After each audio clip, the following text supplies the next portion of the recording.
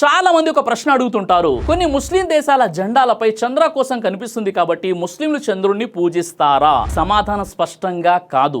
ఇది ఒక సాధారణ అపోహ మాత్రమే. ఇస్లాంలోని అధికారిక ధార్మిక చిహ్నం ఏది కూడా లేదు. ఖురాన్ గాని ప్రవక్త ముహమ్మద్ సల్లల్లాహు అలైహి వసల్లం వారు గాని ఇస్లాంకు చంద్రకోశాన్ని లేదా ఏ ఇతర గుర్తును ధార్మిక చిహ్నంగా నిర్ణయించలేదు.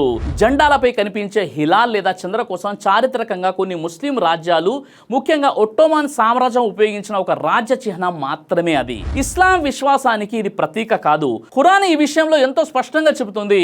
అల్లా ఇలా సెలవిస్తున్నాడు, ఆయన సూచనలో రాత్రి పగలు సూర్యుడు చంద్రుడు ఉన్నాయి, మీరు సూర్యునికి గాని చంద్రుడి గాని సజ్దా చేయకండి, అంటే సాష్టాంగం చేయకండి, వాటిని సృష్టించినటువంటి అల్లాహ్కే సాష్టాంగం చేయండి, నిజంగా మీరు ఆయననే ఆరాధించేవారైతే.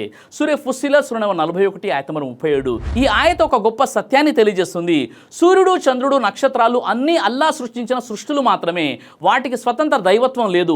అందుకే ముస్లింలు మనుషులను, విగ్రహాలను, సూర్యుడిని, చంద్రుడిని లేదా విశ్వంలోని ఏ వస్తువునైనా ఆరాధించరు. వారు కేవలం ఒక్క అల్లాహ్ను మాత్రమే ఆరాధిస్తారు. ఎందుకంటే ఆయనే సృష్టికర్త, పోషకుడు, సమస్త విశ్వానికి అధిపతి.